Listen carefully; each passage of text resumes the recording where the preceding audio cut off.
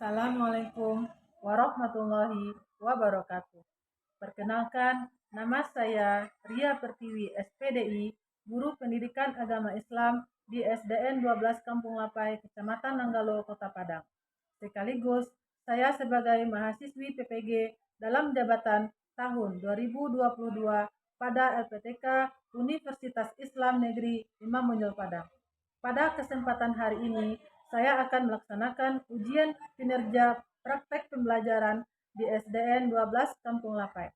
Praktek pembelajaran ini saya laksanakan pada kelas 5 dengan materi pokok Rasul Allah Idolaku. Subtema kisah keteladanan Nabi Muhammad SAW. Berikut video uji kinerja saya. Selamat menyaksikan. Assalamualaikum.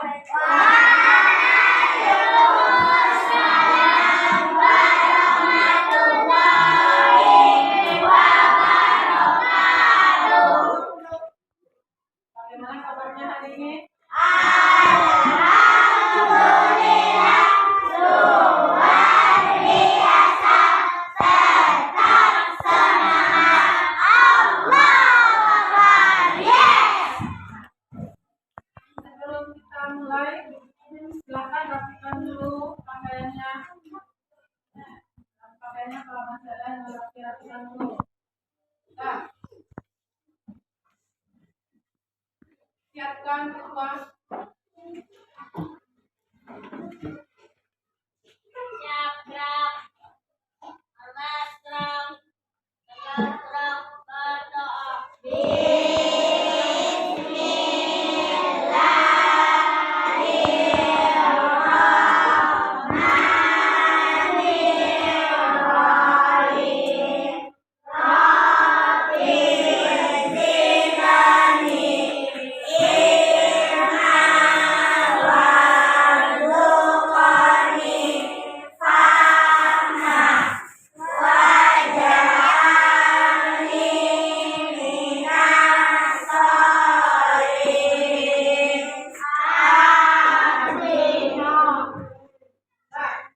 Siapa temannya yang tidak hadir pada hari ini? Hadir semuanya.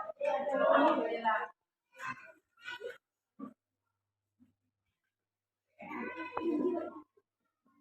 Semuanya hadir. Sebelum kita masuk pada materi hari ini, minggu yang lalu kita sudah belajar tentang apa? Angkat tangannya. Aurel. Nabi Ilyas dan Nabi Ilyasa. Apa kisah keteladanan yang dapat kita ambil dari kisah Nabi Ilyas? Tunjuk tangan. Ada bekerja sama untuk mencapai tujuan. Nabi bekerja sama untuk mencapai tujuan. Bekerja sama untuk mencapai tujuan.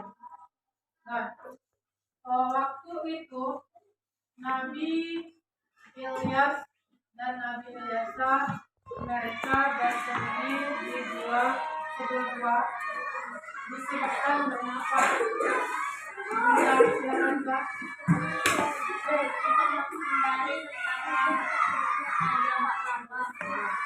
Bagus. Karena pada waktu itu Nabi Ilyas dan Nabi Ilyasa itu menghindari kejaran tentara mereka ingin membunuh Nabi Ilyas dan Nabi Ilyasa. Dan pada saat itu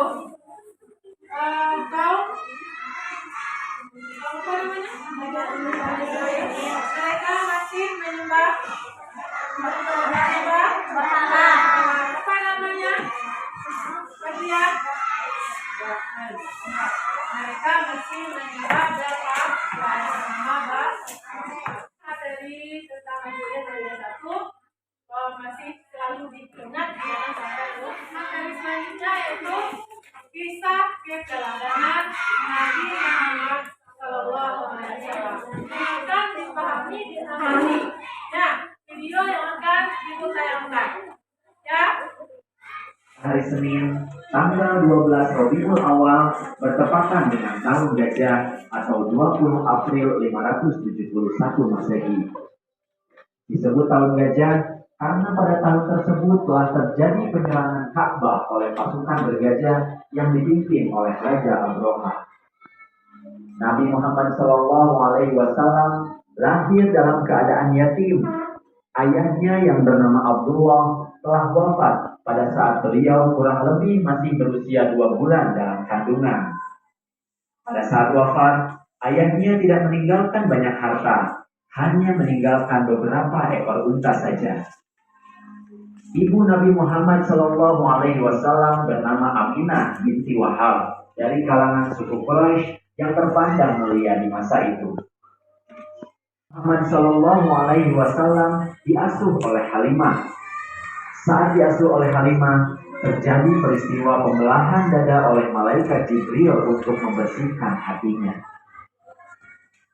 Setelah usia kurang lebih 2 tahun, Halimah menyerahkan kembali Nabi Muhammad SAW kepada ibunya, yaitu Siti Aminah.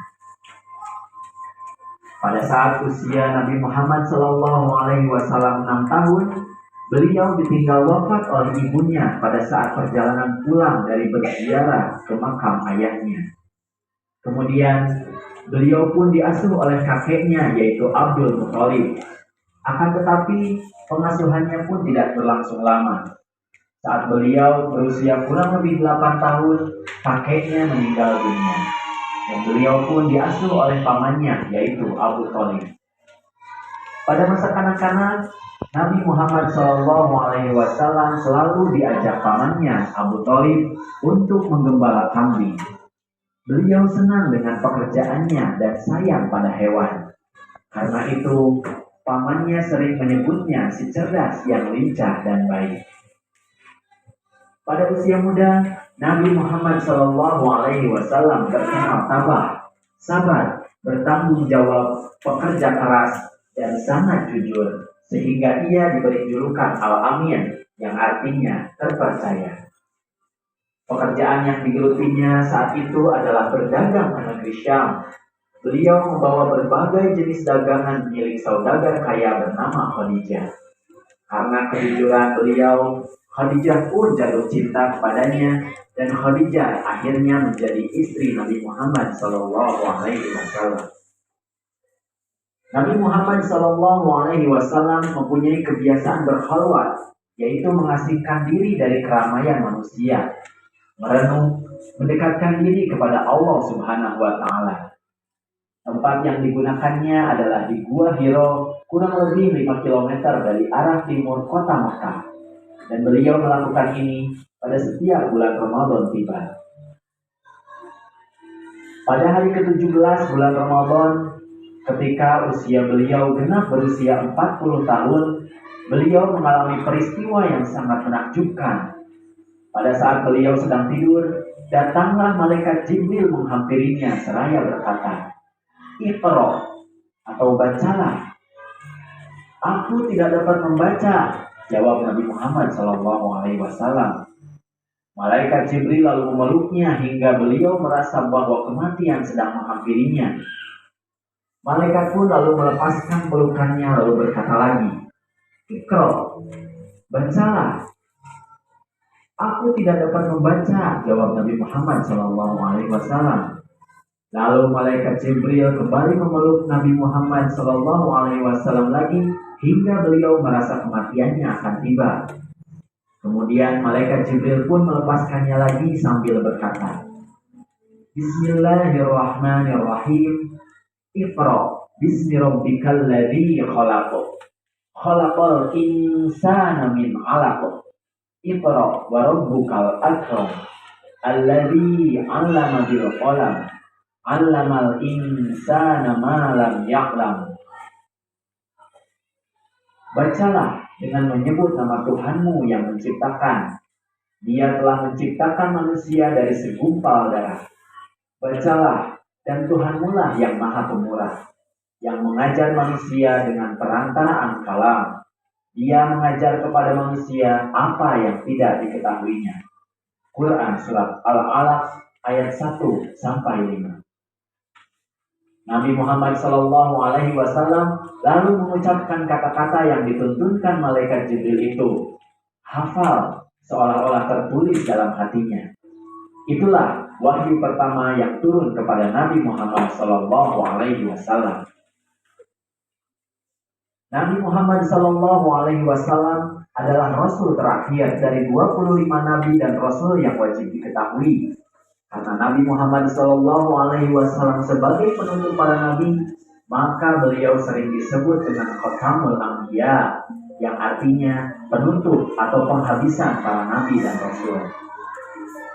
Setelah mendapatkan wahyu, Nabi Muhammad Shallallahu Alaihi Wasallam lalu berdakwah mengajak umat manusia menyembah Allah Subhanahu Wa Taala dan meninggalkan kemusyrikan, yaitu penyembahan terhadap berhala. Dalam menyiarkan agama Allah Subhanahu Wa Taala, Nabi Muhammad Shallallahu Alaihi Wasallam tidak pernah takut sekalipun berhadapan dengan berbagai rintangan. Dakwahnya sering dihadang, bahkan diancam akan dibunuh. Abu Jahal adalah orang yang paling membencinya. Suatu ketika, Nabi Muhammad Shallallahu Alaihi Wasallam sedang beribadah, lantas Abu Jahal dan komplotannya datang sengaja mengotorinya dengan najis. Namun, Nabi Muhammad Shallallahu Alaihi Wasallam hanya berdoa kepada Allah Subhanahu Wa Taala, "Ya Tuhan, kepada Engkau aku menyerahkan kaum Quraisy." Doa ini dibaca berulang-ulang. Nabi Muhammad Shallallahu Alaihi Wasallam selain terkenal jujur dan pemaaf, juga peduli dan mencintai anak yatim. Nabi Muhammad Shallallahu Alaihi Wasallam pernah bersabda, "Barang siapa yang merawat dan mengasuh anak yatim dengan sebaik-baiknya, kelak mereka akan masuk surga, dan tempatnya berdekatan dengan Nabi." Hal ini diisyaratkan Nabi dengan jari telunjuk dengan jari tengahnya yang berdekatan dan tidak terhalang apapun. Hadis riwayat Bukhari. Begitulah cinta Nabi Muhammad Shallallahu Alaihi Wasallam kepada umatnya, terutama kepada anak yatim. Nah, itulah adik-adik kisah Nabi Muhammad Shallallahu Alaihi Wasallam dari sejak lahir hingga diangkat menjadi Rasul dan berdakwah kepada umatnya. Ada buah pelajaran yang dapat kita ambil dari kisah Nabi Muhammad Shallallahu Alaihi Wasallam, yaitu yang pertama, kita harus senantiasa menjadi orang yang jujur dan berkasih sayang, sebagaimana Nabi Muhammad Shallallahu Alaihi Wasallam yang senantiasa berbuat jujur dalam berdagang dan sangat menyayangi anak yatim. Kemudian yang kedua, kita harus senantiasa membaca Al-Quran, karena Al-Quran adalah wahyu dari Allah Subhanahu Wa Taala yang apabila kita membacanya, kita akan mendapatkan banyak pahala. Kemudian yang ketiga, kita harus yakin bahwa Nabi Muhammad Shallallahu Alaihi Wasallam adalah Rasul terakhir. Tidak ada lagi Nabi dan Rasul setelah Nabi Muhammad Shallallahu Alaihi Wasallam. Itulah video pembelajaran yang menceritakan tentang kisah keteladanan Nabi Muhammad Shallallahu Alaihi Wasallam. Nah, Nabi Muhammad itu lahir pada tanggal berapa? Siapa yang tahu angka tangannya? Harga. Tahun gajah tahun berapa itu? Angkanya berapa itu? Nah, ayo. Bagus untuk Riza, bagus untuk you. Nabi Muhammad Shallallahu Alaihi Wasallam lahir pada tanggal 12 Rabiul Awal tahun 571 Masehi yang disebut dengan tahun gajah. Karena pada saat itu,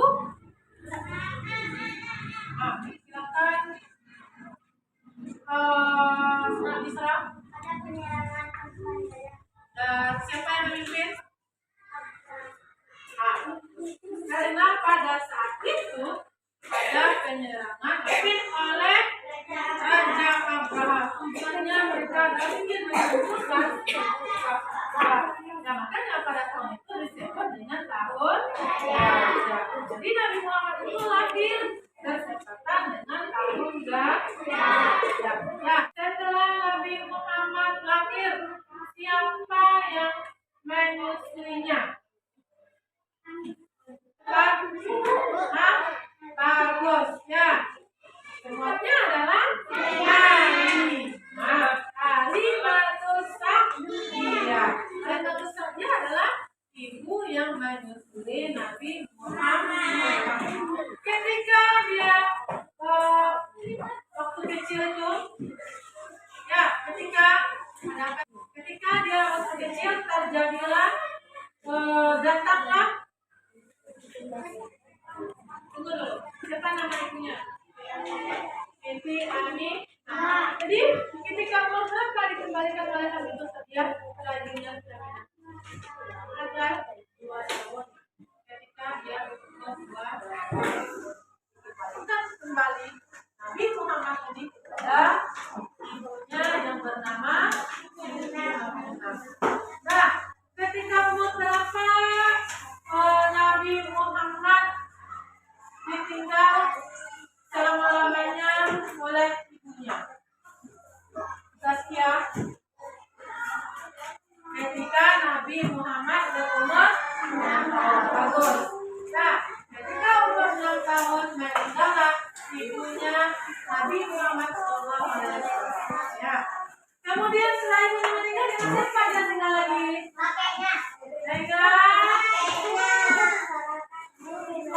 Silakan, anak. Siapa nama kakeknya, anak? Nabi Muhammad tinggal dengan kakeknya yang bernama Abdul Muthalib. Ketika kakeknya mungkin sekitar 2 tahun, baru ketika Nabi Muhammad berumur 8 tahun, berarti 6 tahun, 8 tahun kan 2 tahun itu. Kakeknya pun meninggal dunia. Ya, kakeknya meninggal dunia. Kemudian siapa lagi yang mengasuhnya? Pamannya. Siapa nama paman yang mengasuhnya, Febrian? Abu. Ya, Abu Thalib. Ya.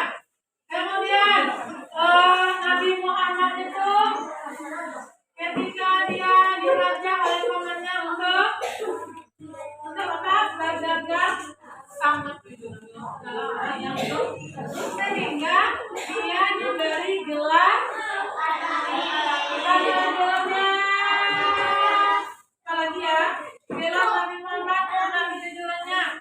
Fabian, apa artinya kalau nih? Nah, yang tepat. Bagus. Dengan kejujurannya Nabi Muhammad itu diberi gelar Al-Amin. Yang artinya adalah orang yang dapat dipercaya. Ya, kemudian setelah Nabi Muhammad beranjak dewasa, Nabi Muhammad menikah dengan Siti Khadijah. Dan ketika Nabi Muhammad itu dia pergi ke suatu buah apa ya namanya? Buah bagus. Namanya adalah buah. Nabi Muhammad itu pergi ke buah Hira. Ketika berada di buah Hira, bertepatan dengan tanggal 17 Ramadan, datang kembali malaikat Jibril untuk membawa wahyu. Ini tanya lagi. Apa surat yang dibawa oleh wahyu pertama yang dibawa oleh malaikat Jibril? Siapa lagi ya? Surat ayat 1 sampai 5. Jadi wahyu yang pertama diturunkan oleh Allah melalui para malaikat Jibril adalah surah Al-Alaq ayat 1 sampai 5. Kata malaikat Jibril, Iqra. Baca. Bismillahirrahmanirrahim. Iqra bismi rabbikal ladzi khalaq. Khalaqal insana min 'alaq. Iqra wa rabbukal akram. Jadi ketika Nabi Muhammad menerima wahyu yang disampaikan, wahyu dari Allah yang disampaikan melalui perantara malaikat Jibril, ketika itu Nabi Muhammad berumur 40 tahun di Gua Hira. Yang menerima wahyu pertama berada di Gua Hira pada tanggal 17 Ramadan. Waktu itulah Nabi Muhammad diangkat menjadi Nabi dan Rasul. Nah, dari kisah tadi apa keteladanan yang akan kita ambil? 1 dan 3 itu keteladanan. Sudah sekian 1. Sekarang sudah sekian.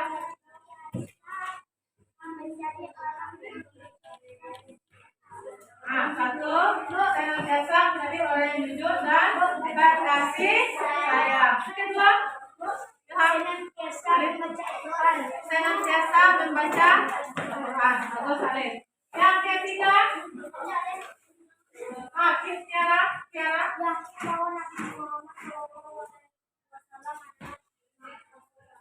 Nah, yakin bahwa Nabi Muhammad SAW adalah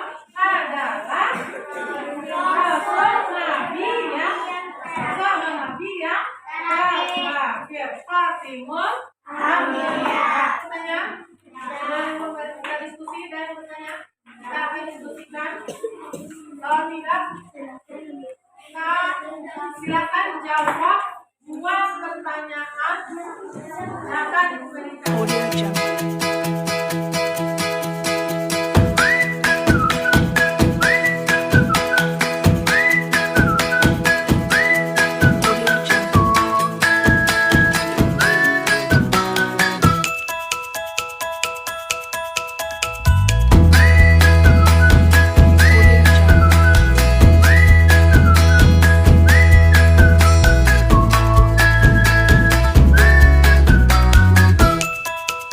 Audio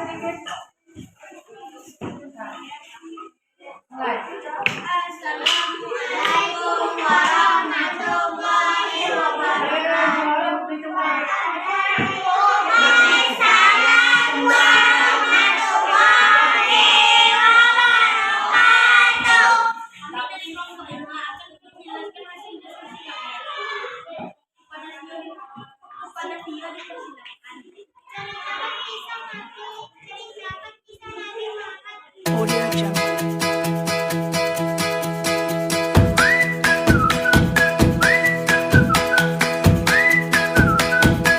Kesimpulan materi kita hari ini yaitu Nabi yang pertama, Nabi Muhammad dilahirkan di Mekah pada tanggal 12 Rabiul Awal tahun 571 Masehi bertepatan dengan tahun Gajah.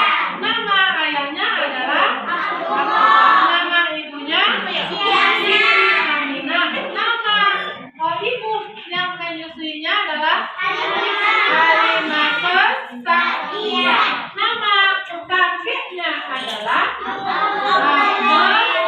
Abdul Muthalib. Jangan sampai terbalik ya. Nama pamannya adalah Muthalib.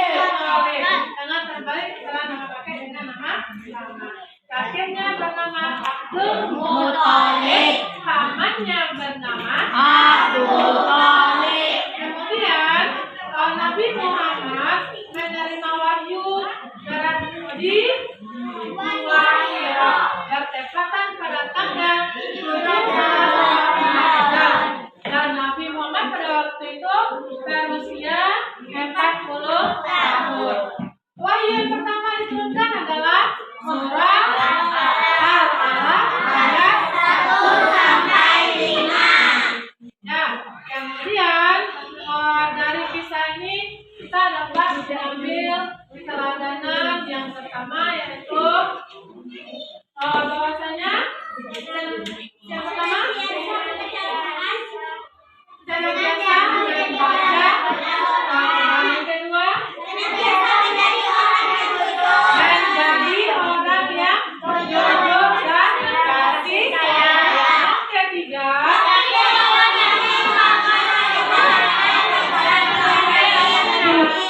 bahwa Nabi Muhammad itu adalah Nabi Rasul yang terakhir. Nah, itulah materi kita pada hari ini. Semoga apa yang telah kita pelajari dapat kita amalkan dan terapkan dalam kehidupan sehari-hari. Kita cukupkan pelajaran hari ini dengan membaca hamdalah.